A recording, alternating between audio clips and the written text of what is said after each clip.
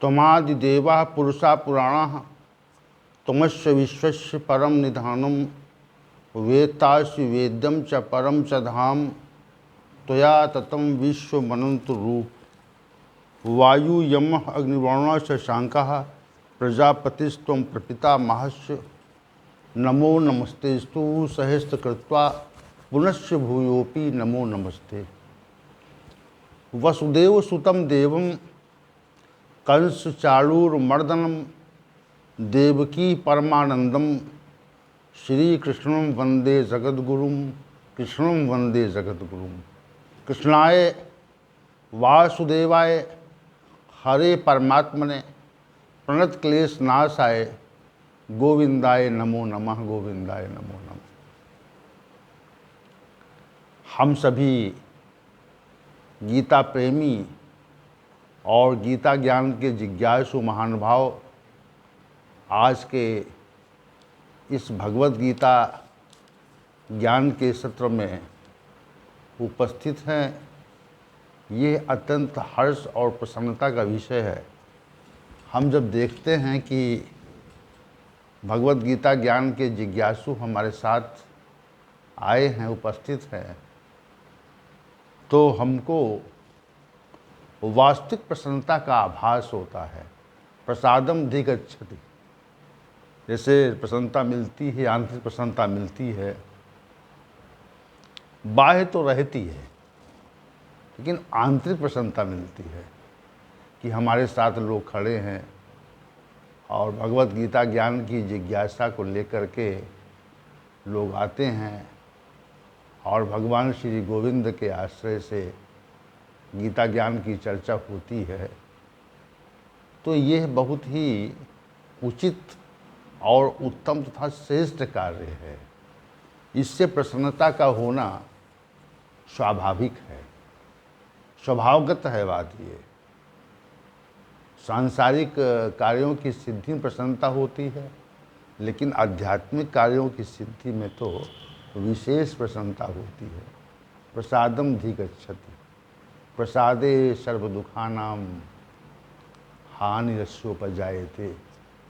और इस प्रसन्नता से जितने भी प्रकार के दुख हैं उनका स्वतः निवारण हो जाता है।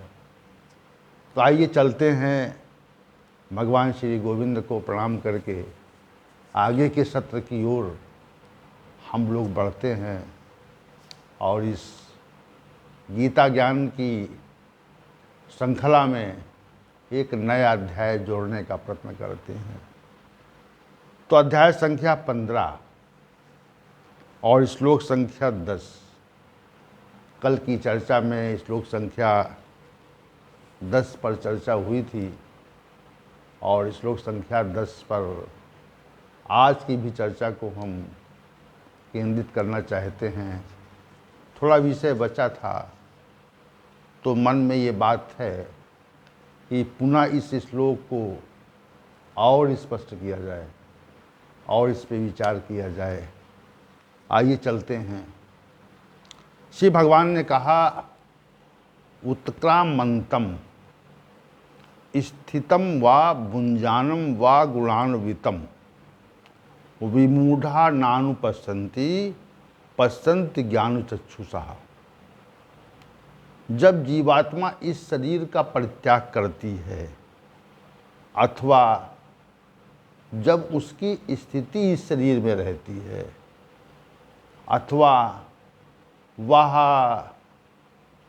विषयों का अनुपान करती है, तो तीनों गुणों से अन्वित हुए भी मूढ़ व्यक्ति इसको नहीं जानते। केवल ज्ञान चक्षु वाले बुद्धिमान पुरुष ही इन स्थितियों का अनुभव करते हैं, पसंद देखते हैं, अनुभव करते हैं, आभास करते हैं। तो यहाँ पर जो 3 स्थितियाँ हैं, एक स्थिति पहली बताई श्री भगवान ने कि ज्ञान चक्षु वाले जो लोग हैं वह ये तथ्य जान जाते हैं कि शरीर से जीवात्मा के निकलने का काल क्या है और जीवात्मा इस शरीर से कैसे बाहर होती है, परित्याग करते हुए है, उत्क्रामंतम, परित्याग करते हुए। दूसरी बात यह है कि शरीर में जो ज्ञान चक्षु वाले लोग हैं, विवेकशील मनुष्य, बुद्धिमान मनुष्य हैं, वह इस शरीर में जीवात्मा की रहने की स्थिति को, रहने के विषय को, कैसे रहती है, किस प्रकार रहती है, तो उसका ये परमात्मिक, ये जो है आत्मा के साक्षात्कार का विषय है, उसको भी उसका साक्षात्कार कर लेते हैं। और तीसरी बात जो ये है कि विषयों का जब उपभोग करती है जीवात्मा, तो भी वह जीवात्मा को उपभोग करने की स्थिति में भी वो जान लेते हैं। तीन बातें हैं, लेकिन ये सब गुणों के प्रभाव से होता है, गुणों के प्रभाव से ही ये सब बातें होती हैं। तो यहाँ पर हम यहाँ से प्रतिकूल आज हम जो तीसरी बात है, विषयों का उपभोग करते हुए जीवात्मा को जानना। 9वें श्लोक में जो विषय था कि ये जो जीवात्मा है, श्रोत यानी कान, चक्षु यानी आँख, त्वचा, जी रसना माने जीवा, घ्राण माने नासिका, और मन बुद्धि का आश्रय लेकर के ही अनेक प्रकार के विषयों का उपभोग करती है। तो यहाँ पर जो ये है भुंजानम पद प्रयोग हुआ है कि विषयों को भोगते हुए। देखिए, इसको समझिए स्पष्ट रूप से। एक सामान्य व्यक्ति ये नहीं जानता है कि विषय किसके द्वारा भोगे जाते हैं, वो कौन है जो विषयों का उपभोग करता है, विषयों का उपभोग कौन व्यक्ति करता है। जिसे हमने कोई बहुत सुस्वादु व्यंजन ग्रहण किया जिसको हमने कभी ग्रहण नहीं किया था, तो सुस्वादु व्यंजन ग्रहण करने पर हम ये कहते हैं कि आज के भोजन में असीम आनंद का आभास हुआ, क्योंकि वह दिव्य और अलौकिक था, आनंद आया।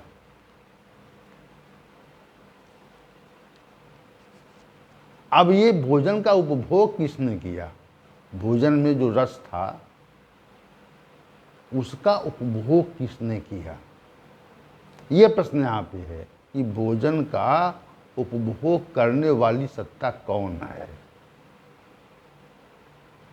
तो आप कहेंगे, सामान्य व्यक्ति कहे कि मैंने किया, सामान्य व्यक्ति कहेगा कि मैंने किया, मैंने भोजन का आनंद लिया, और जो भोजन का आनंद मैंने लिया तो आनंद आ गया, आनंद आ गया। भोजन का उपभोग करके मुझे आनंदानुभूति हुई। लेकिन आप कौन हैं? तो आप कहेंगे मैं तो मैं हूं।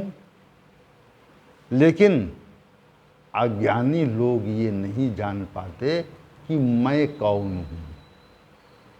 मैं नाम से उनका जो निर्देश और संज्ञा होती है, वह निर्देश और संज्ञा जो है वह शरीर होती है। विमूढ़ा जो पद प्रयुक्त हुआ यहाँ विमूढ़ लोगों के लिए, विमूढ़ लोगों के लिए, मनुष्यों के लिए जो ज्ञानी हैं वे शरीर को स्वयं का मान लेते हैं। शरीर को स्वयं का मान लेते हैं कि हम हैं। आप कौन हैं? तो अज्ञानी लोग कहते हैं कि मैं शरीर हूँ, लेकिन जो ज्ञान चक्षुषा वाले हैं, विवेक युक्त मनुष्य हैं, जिनको वास्तविकता का आभास है, वास्तविकता का जिनको बोध है, वह शरीर को नहीं मानते। मैं शरीर को नहीं मानते, वह जीवात्मा को मैं मानते हैं, क्योंकि ये शरीर उपभोग नहीं करता है।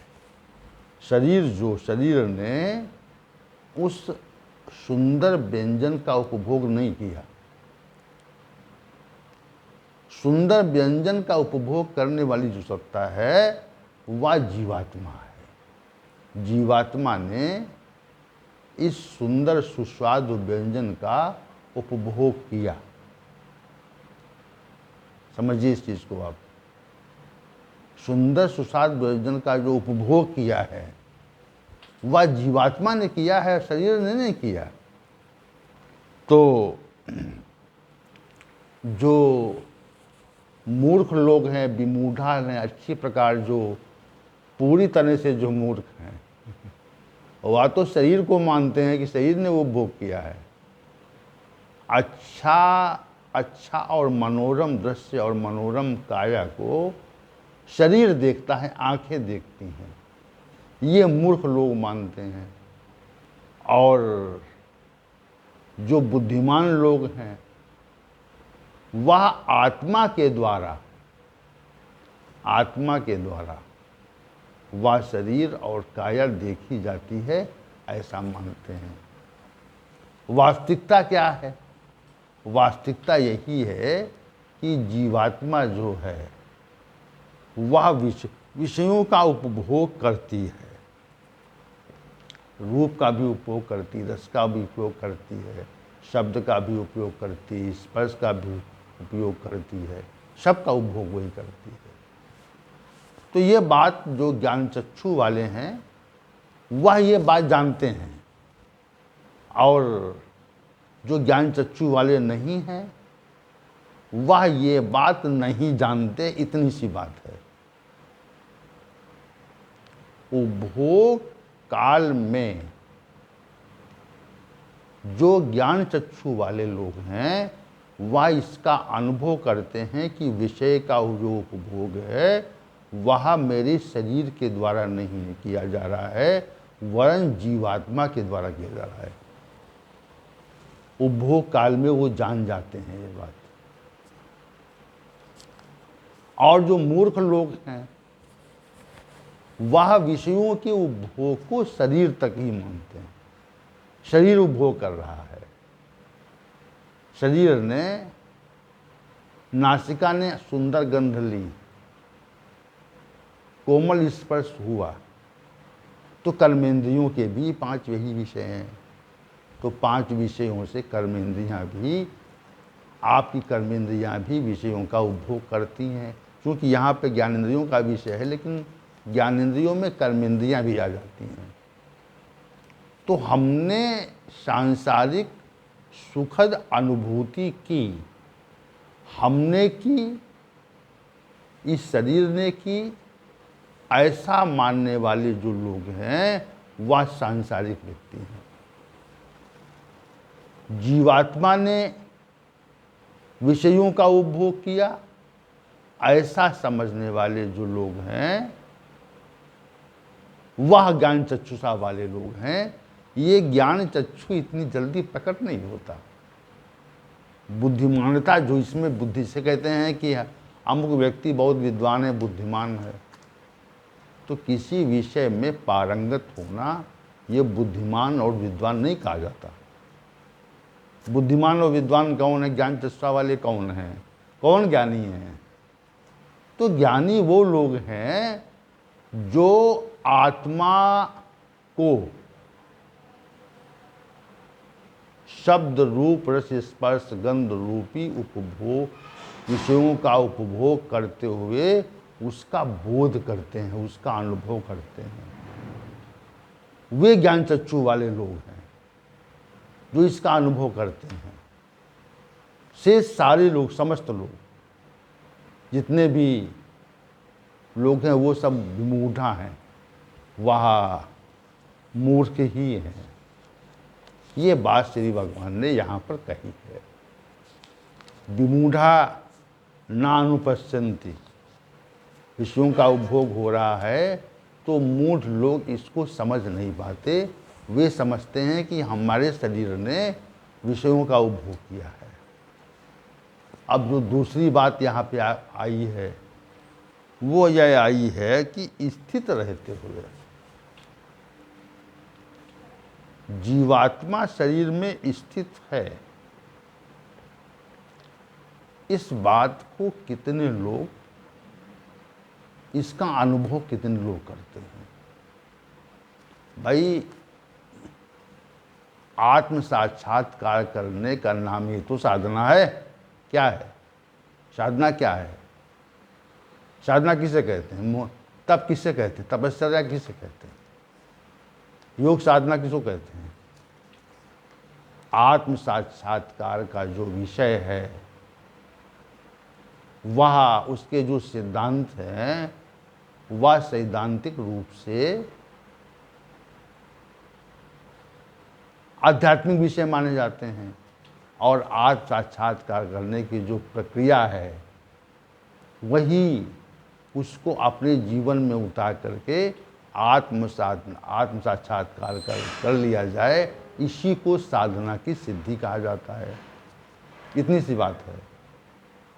तो हम, ये जीवात्मा हमारे शरीर में स्थित है, लेकिन उस स्थिति को हम जान नहीं पाते। उस स्थिति को हम जान नहीं पाते। समझिए आप, उस स्थिति को हम समझ नहीं पाते, उसका साक्षात्कार नहीं कर पाते। जो लोग शरीर में आत्मा का साक्षात्कार कर लेते हैं उन लोगों को ज्ञान चक्षुषा कहा जाता है। भगवत गीता उनको ज्ञानी मानती है। और जो लोग आत्मा का साक्षात्कार नहीं कर पाते हैं उनको भगवत गीता जो है श्री भगवान विमूढ़ मानते हैं, मूर्ख मानते हैं, बुद्धिमान नहीं मानते। ये बात यहाँ पे स्पष्ट होती है। तो आत्मा इस शरीर में है।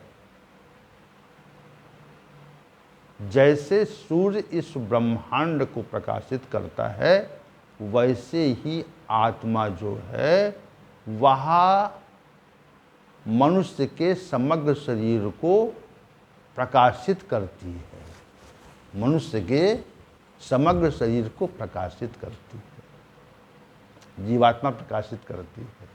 हमारे शरीर के आंतरिक अंगों में, शरीर के बाह्य अंगों में, स्थूल शरीर में, कर्मेंद्रियों में, ज्ञानेंद्रियों में, मन बुद्धि और अहंकार में जो प्रकाश है वह जीवात्मा का ही प्रकाश है। और जिस क्षण यह जीवात्मा इस शरीर का परित्याग करके चली जाती है, इस शरीर को छोड़ देती है, तो वो प्रकाश विलुप्त हो जाता है। जैसे सूर्य के अस्त होने पर सूर्य का प्रकाश विलुप्त हो जाता है। तो स्थिति को, स्थित है, जीवात्मा शरीर में स्थित है, इस बात को, इस तथ्य को पहले तो लोग जानते नहीं कि उसी का प्रकाश है। जैसे कहीं से प्रकाश आ रहा हो, तीव्र प्रकाश आ रहा हो, और ये हम समझ न पाए कि प्रकाश आ कहाँ से रहा है, प्रकाश कहाँ से आ रहा है, ये तथ्य हम समझ ना पाएं, जान ना पाएं। लेकिन प्रकाश आ रहा है। प्रकाश कहाँ से आ रहा है, ये बात हम अगर समझ ना पाएं तो समझिए इस बात को आप। तो वैसे ही जो विमूढ़ लोग हैं वह ये बात जान नहीं पाते हैं कि ये जो शरीर है इसमें जो प्रकाश है, कर्मेंद्रियों में क्रिया शक्ति, ज्ञानेंद्रियों में ज्ञान शक्ति, मन में विचार शक्ति, बुद्धि में विनिश्चय और निर्धारण की शक्ति, ये सब शक्ति कहाँ से आ रही है? कौन शक्ति का स्रोत कौन है? तो इस चीज़ को जो जान जाते हैं कि जीवात्मा ही इस शक्ति का मूल स्रोत है। इस शक्ति का मूल स्रोत कौन है? इस शक्ति का जो मूल स्रोत है वह जीवात्मा है। ये तथ्य ज्ञानी लोग जान जाते हैं। ये तथ्य ज्ञान चक्षुषा वाले जो बुद्धिमान पुरुष हैं, जिनके पास विवेक, जिनका विवेक जागृत हो गया है, वह ये बात जान जाते हैं। और मूढ़ लोग नहीं जान पाते। आत्म साक्षात्कार जिसने कर लिया है वो ये बात जान जाते हैं। जीवात्मा की स्थिति को इस शरीर में देखते हैं। ये बात यहाँ पर स्थितम पद से श्री भगवान ने कही है। स्थितम, जीवात्मा की शरीर में स्थिति को जानना, यानी दूसरे शब्दों में आत्म साक्षात्कार कर लेना। आत्म साक्षात्कार कर लेना ही बुद्धिमान पुरुष का लक्षण है। बुद्धिमान पुरुष वही है जिसने आत्म साक्षात्कार कर लिया है। ये स्थितम पद से यहाँ पर विनिश्चय, इसका जो स्थिति होती है, स्थितम पद से ये बात स्पष्ट होती है जिसने आत्म साक्षात्कार कर लिया है। स्थितम। और दूसरी बात है उत्क्रामंतम, जो पहली बात है। देखिए, विषयों को भोगते हुए हम, जीवात्मा विषयों का उपभोग कर रही है, इस बात को हम जान नहीं पाते। और यदि जान नहीं पाते हैं तो मूर्ख हैं। और यदि जान लेते विषयों के, जैसे कोई पशु कोई खाद्य पदार्थ को खा ले तो खाते हुए उसको देखते हैं कि ये खा रहा है। ग्रहण काल में देखते हैं कि ये खा रहा है। वैसे ही जब जीवात्मा विषयों का उपभोग करती है तो उस उपभोग काल में ये बात हम समझ लें कि जीवात्मा ही इस विषय का, अमुक विषय का उपभोग कर रही है। मैं नहीं कर रहा हूँ। मैं नामक सत्ता से जो सत्ता भाषित होती है वो जीवात्मा है। वही विषयों का उपभोग करती है। तो विषयों का उपभोग करने के काल में हम ये बात जान जाएं कि जीवात्मा ही इस विषय का उपभोग कर रही है, अन्य कोई नहीं कर रहा है। ये होता कैसे है? उसके लिए श्री भगवान ने गुणान्वितम प्रयोग किया है कि गुणों के प्रभाव से ऐसा होता है। सत्व गुण के प्रभाव से, रजोगुण के प्रभाव से और तमोगुण के प्रभाव से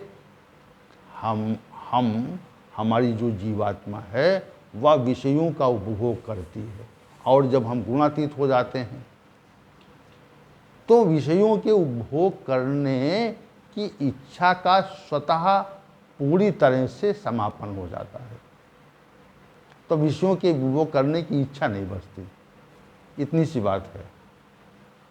तो गुणान्वितम पद जो है ये भी विशिष्ट है कि जब तक गुणों का हमारा संबंध और संलग्नता रहती है जब तक गुणों के का प्रभाव हमारे ऊपर रहता है, जब तक हम गुणातीत नहीं होते, प्रकाशम चा प्रवृत्तिम चा मोह मेह चा मांडव ना दृष्टि संप्रवर्तानी ना निवर्तानी कांक्षति, जब तक ये स्थिति नहीं आती, जब तक ये स्थिति नहीं आती, तब तक हमारी जीवात्मा है वह विषयों का उपभोग करती है और वह शरीर में रहती है, और हम गुणों के प्रभाव से, गुणों के प्रभाव के आवरण के कारण उसका आभास और साक्षात्कार नहीं कर पाते।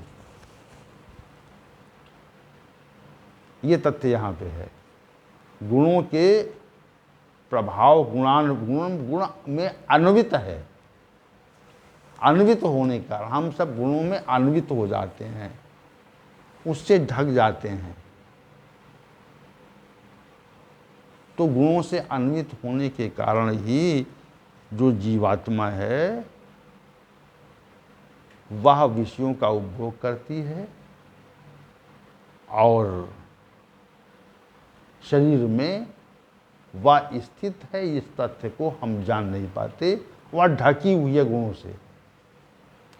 और जो उत्क्रमंतम की स्थिति है, शरीर को छोड़ते हुए जान ले, तो शरीर को छोड़ते समय तो जीवात्मा को जानना सामान्य मनुष्य के लिए असंभव है, क्योंकि जब जीवात्मा इस शरीर का परित्याग करती है या उसका परित्याग करवाया जाता है, किसी सत्ता के द्वारा उसका जब परित्याग करवाया जाता है, तब भी समझिए आप,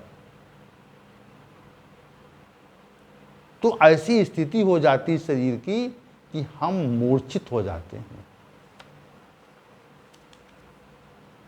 मूर्छा आ जाती है, इतना कष्ट होता है। तो उस समय तो शरीर को का परित्याग करते हुए जानना, जीवात्मा को देखना, ये तो असंभव नहीं होता है, क्योंकि हम उस काल में मूर्छित हो जाते हैं, मूर्छा हमारे अंदर रह जाती है। तो श्री भगवान का जो कथन यहाँ पर है ये यही है, इसी बात को श्लोक संख्या 10 विशिष्ट है कि आप चाहे मूढ़ बन जाएं और चाहे आप ज्ञान चक्षु वाले बन जाएं। ज्ञान चक्षु वाले बनने के लिए आपको गुणों के प्रभाव को, स्वरूप को, उसकी क्रिया को जानना पड़ेगा और जान करके शरीर में स्थित जीवात्मा का साक्षात्कार करना पड़ेगा। और तीसरी बात जो है, विषयों का उपभोग वो गुणों के प्रभाव से ही करती है, इसको देखना पड़ेगा कि विषयों के उपभोग से हम अपने को पृथक कर लें। और चौथी बात, अंतिम बात ये कहना चाहते हैं श्री भगवान कि जब ये कर लेंगे